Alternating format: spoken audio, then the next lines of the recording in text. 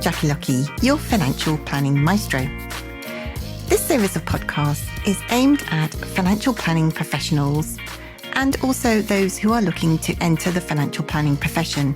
We will be talking during the podcast about all things Certified Financial Planner certification related, talking to other CFPs around the world, and also we will be dropping in on some new entrants who've just entered the financial planning profession, and we'll be checking up along the way on a regular basis with them to see how they're getting on. I hope you enjoy today's podcast.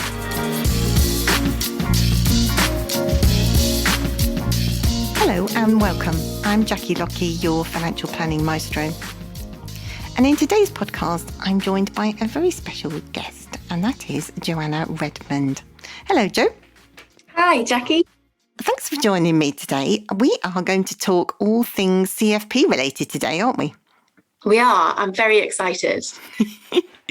Great.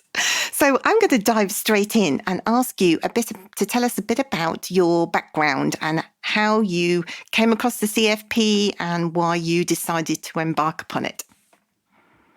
Okay, well, I am currently a financial planner and director of a small family financial planning firm. I came into this because it was part of my family. My father was a financial planner and, I grew up learning about how to have good financial sense in my life. So it seemed only fitting that I continue on and do what he was doing. I found out about the CFP because through my father's work with the Institute of Financial Planning, being a CFP was just what you did. If you were going to be a good financial planner, then you were going to be a CFP. And I was told that is what you are going to achieve, and started out on my journey to pass the qualification myself. Oh, fantastic. So, and, you've been a very vocal participant in both the paraplanner world and the financial planning world, encouraging people to embark on the CFP, haven't you? And that's based on your own journey and experiences of the benefits that you've gained from doing the CFP process? Yeah, I think so. I have been quite vocal about it. That's probably part personality and part passion for the CFP. But, people talk about this light bulb moment that you get when you look at the whole of a client's financial planning and what they want to achieve with their money and in their life and what's important to them. And it's almost like this web of information that you need to understand, and how one objective might interfere with another, and what you might do to help a client achieve their objectives. And I've really gotten to the point now where I can't see what suitable advice might be for a client if I haven't gone through the financial planning process first. Yeah. And I guess your clients are really feeling the benefit of that, because I can remember meeting one of your clients actually when you got married, and I said to them, "What do you do for a living?" And they said, "I'm retired." And what was interesting was that they didn't say, "I'm a retired something." They didn't say, "I'm a retired librarian or a retired engineer or teacher," or whatever it might be. And I saw some research that the BBC did a couple of years ago now, saying that something like 90% of people say, "I'm a retired something," and yet your client was the first person that I came across that just said, "I'm retired." I shall have to thank them, won't I? You will. Yeah, I think, it's important to understand that not everybody wants to finish work. We do have some clients who will never stop, and they just keep going. And that's because they've chosen to, not because perhaps they have to, because of the finances involved with working. But yeah, it is nice. It's a big perk to this job to help other people achieve what they want to achieve. And part of the reason I came to be a financial planner is because I had left school and decided I wasn't going to go to university, and I started working in the prison service because a friend told me there was a 3-month temporary contract there, and my father had told me if I was staying at home and not going to university that I needed to pay some rent, which meant I had to get a job, and a 3-month temporary contract turned into 6 years. Wow. Of working there. But the kind of person you are to work in the prison service is the kind of environment where you keep people inside. You don't help them achieve what they want to achieve in future. It's very much the opposite of what we're doing with people here. And I wanted to help people enjoy their lives. And, I found that paraplanning actually was the best fit for me to begin with, because I was quite analytical and technically minded, and I was interested in the numbers and the tax relief I could find on a pension contribution one year and things like that. So paraplanning was a natural fit for me. Financial planning and becoming a CFP has been something that pushed me out of my comfort zone, which is important. I hear it's important to do that from time to time. Yeah. And being the person responsible for giving the advice and explaining how everything worked to our clients was something that was not as much of a natural fit for me. But I have been doing it now for 5 or 6 years, and I thoroughly enjoy it. And if our clients are telling you that they are a retired person and not an ex-professional, that's great. I should find that person, as I say, and congratulate them. I'll tell you who it was later. Oh, I think I know. Excellent. Right. Well, let's get back to your CFP. So when you did your submission, which was a little while ago now, you did the old level 6, as we call it. Yeah. How did you find that process? You talk about your light bulb moment and you can't imagine doing anything else, but it wasn't a straightforward process for you. No. It wasn't straightforward at the time. And when I look back on how I felt as I was going through the process, I can remember the real big emotions, like the feelings of despair when you got a failed submission and you read your feedback from the assessor. And I put my heart and soul into my CFP submission, as I think most candidates still do now. And the whole process felt difficult as such. But I think that the hardest thing was proving that you knew what you were doing in order to, and putting those words on paper. It's almost, not what you're doing every day. You might give recommendations to clients bit by bit as you address each different area. I think putting together a whole dossier of a financial plan for a client was a big challenge for me. And I think I wrote about, 75 pages or so for my case study clients, who I will never forget. And yeah, it was tricky, but I tell you what, I think you get a lot of the benefit from the first submission and actually taking the time to write your plan and to take on board feedback that you receive if you aren't fortunate to pass first time, and developing it from there. I think you get the majority of that light bulb moment in the financial planning process from that first submission. Yeah. So you actually, when you passed, you became an assessor fairly quickly afterwards? How long afterwards?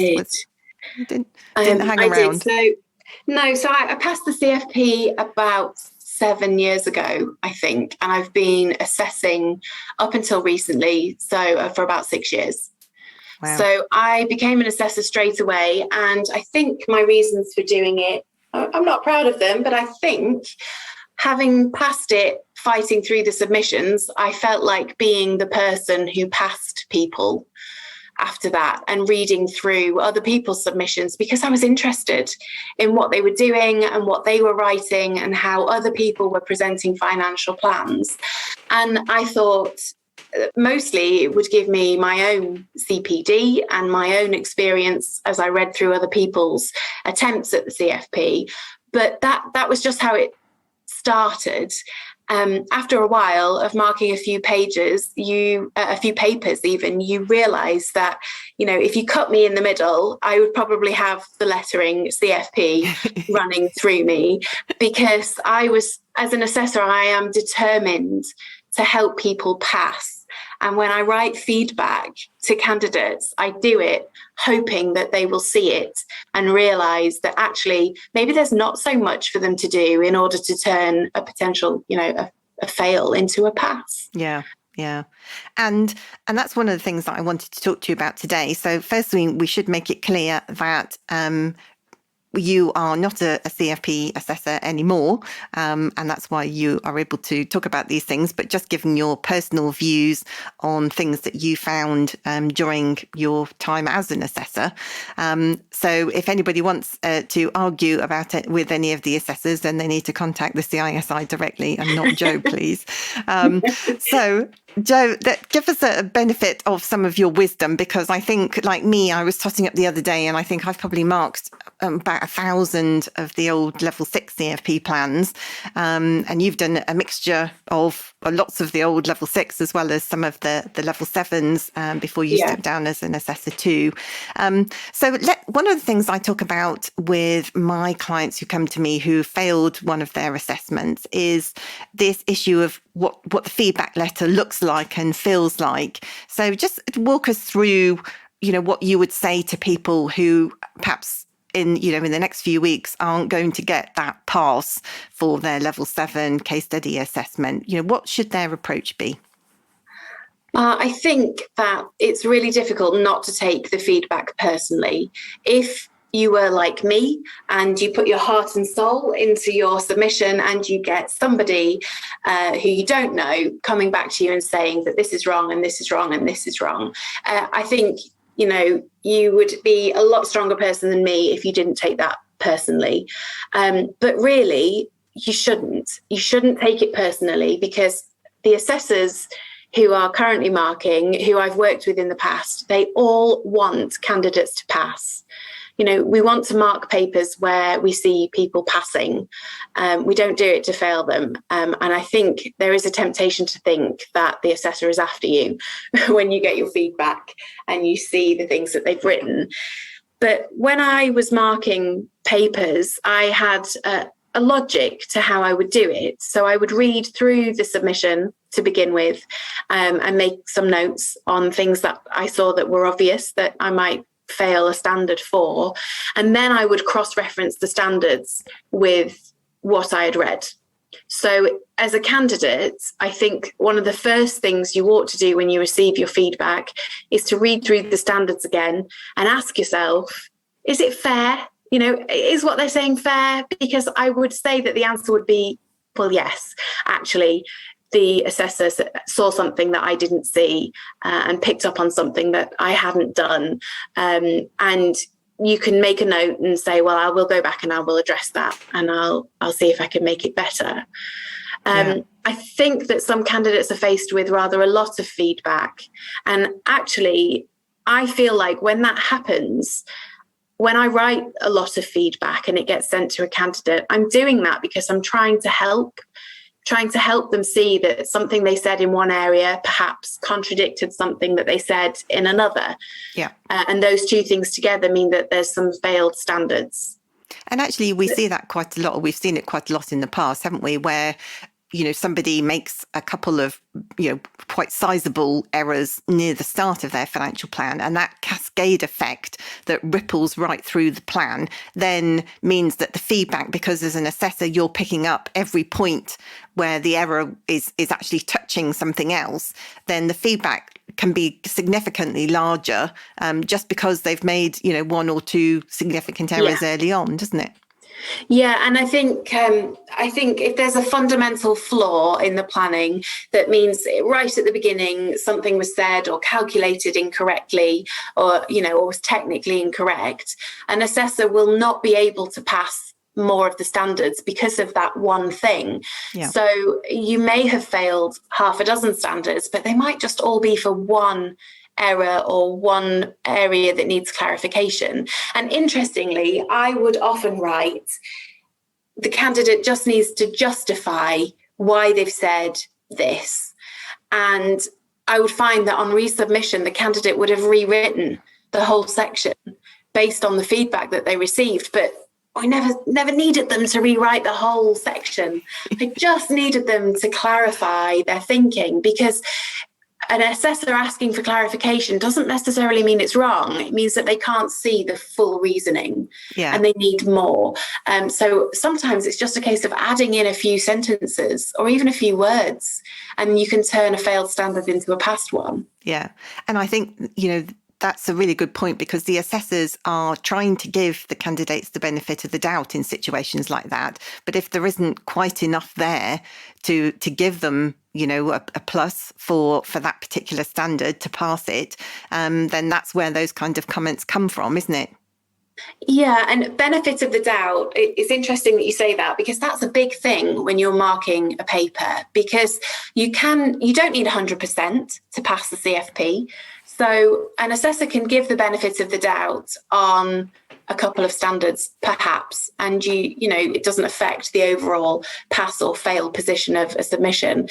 But if, as I was working through, I found that I was having to do that again and again and again, you get to the point where there's no more benefit to be given. Yes. You have to just say, I'm sorry, but this hasn't met the standards to pass. Yeah.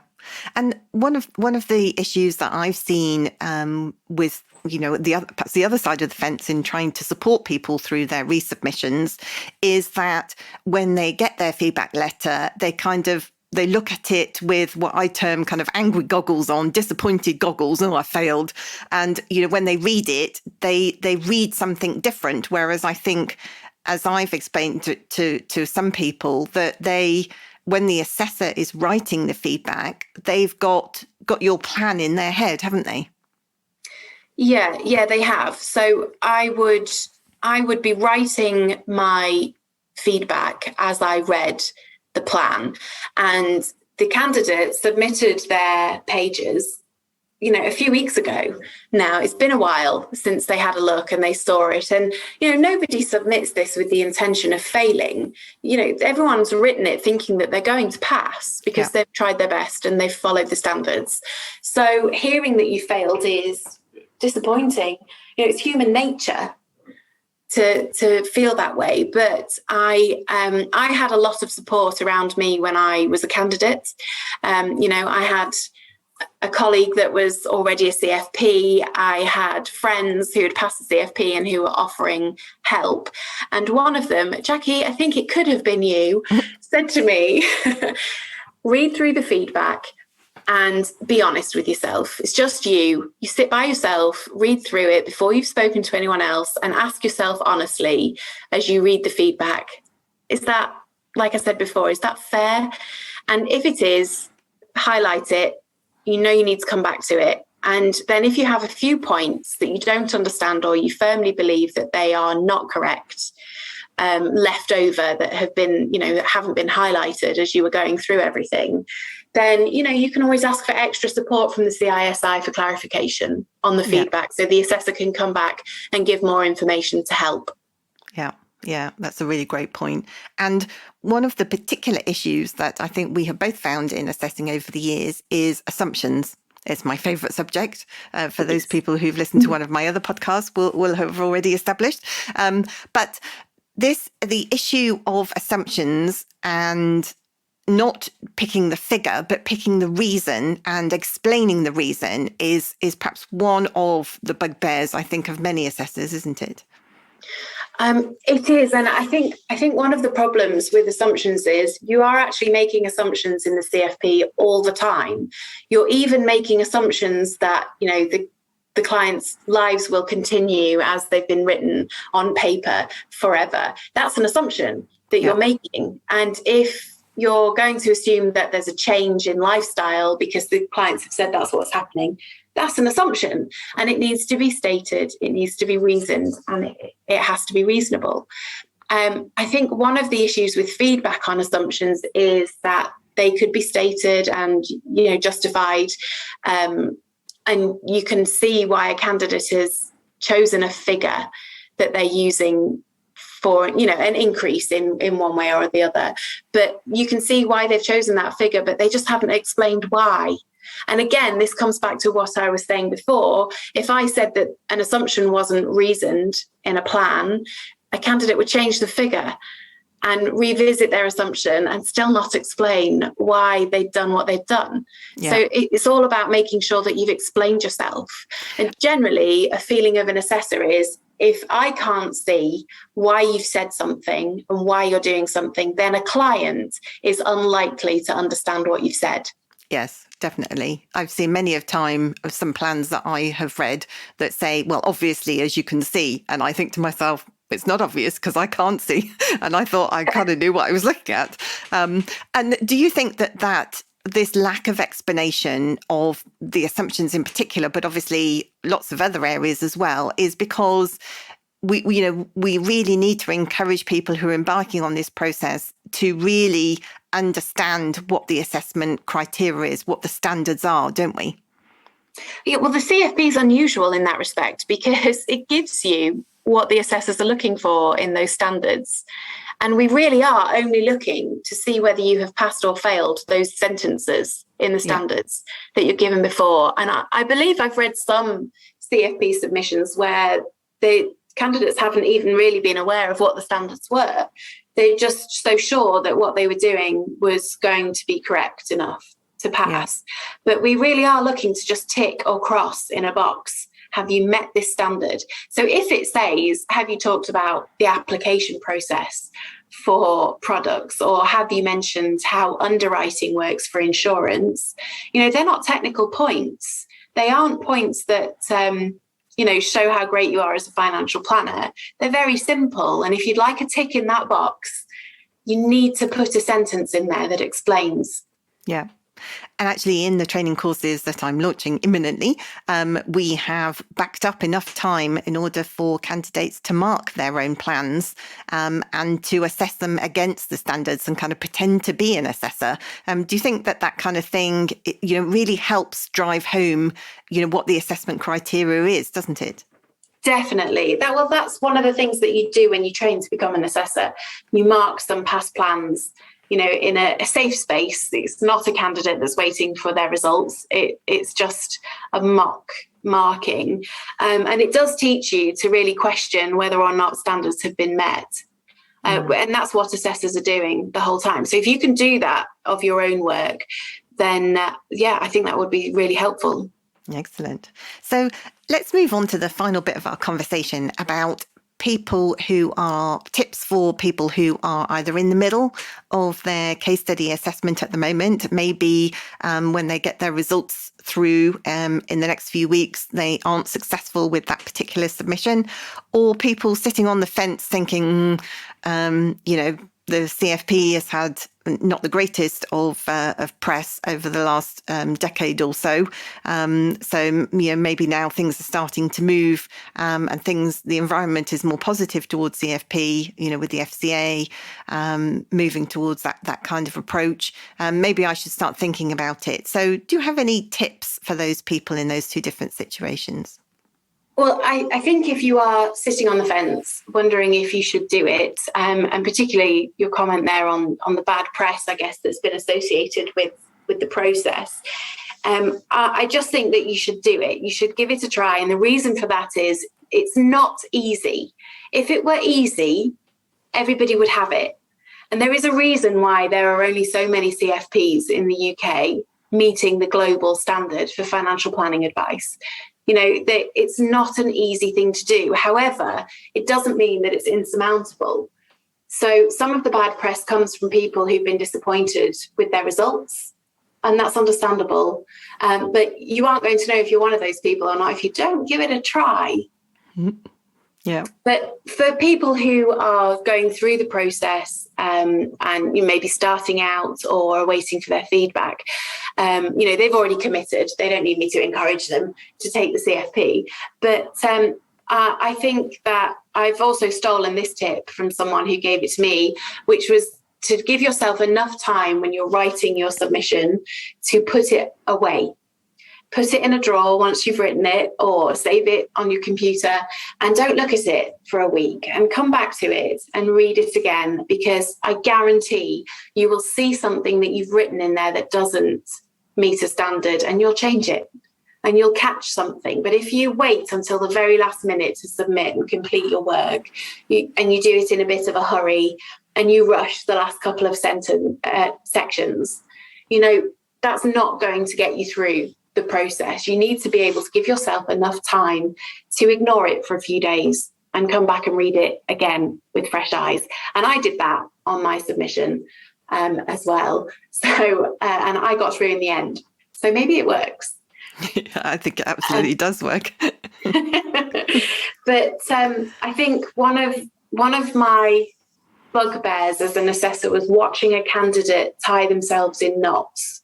So if you have found that something you're trying to recommend or something you're trying to explain on paper doesn't make sense, it doesn't make sense, or it's too long, or you've gone over 3 pages talking about the lifetime allowance, then it's too complicated, and we see candidates tying themselves up in knots.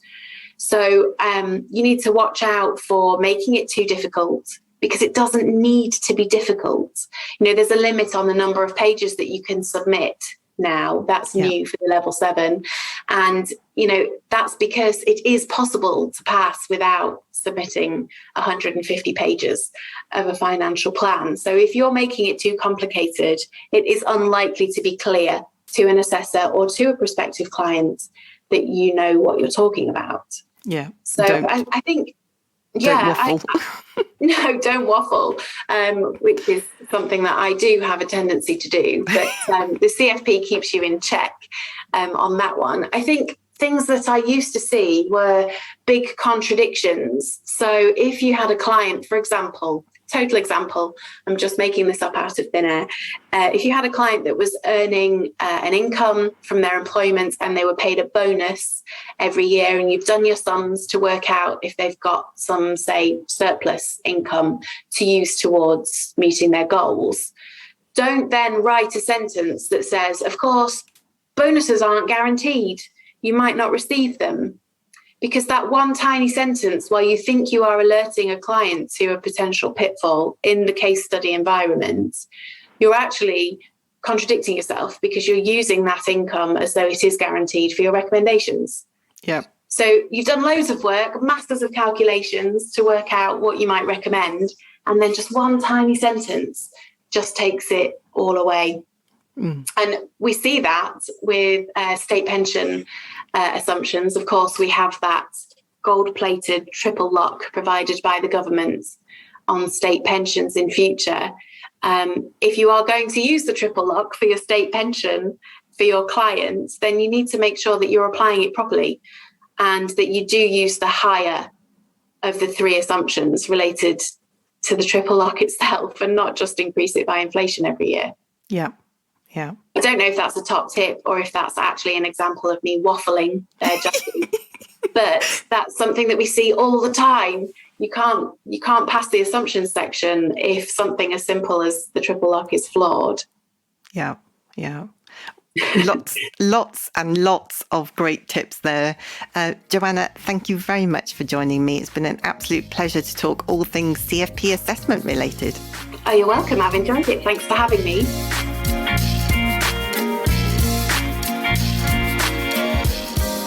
I hope you enjoyed today's podcast. It's quite interesting to listen to the different views and discussions with different people, isn't it?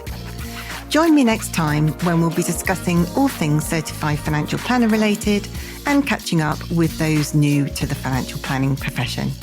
Bye for now.